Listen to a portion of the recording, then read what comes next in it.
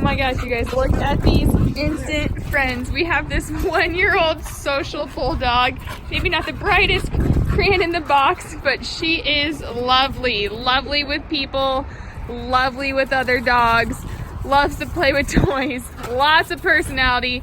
We have this super cute little black pitty out here. She came to us as a stray, so we do not know a whole lot about her, but what we do know is she obviously loves to play with other dogs too. Look at that cute little play style. She's offering play bows. She's so nice. This is the first time these two have met, and they are instant friends.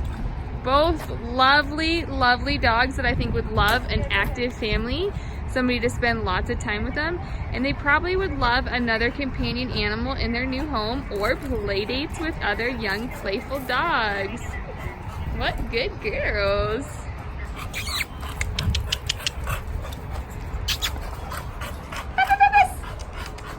You guys gotta see how cute she is too. She's that perfect little size. Hi, girl.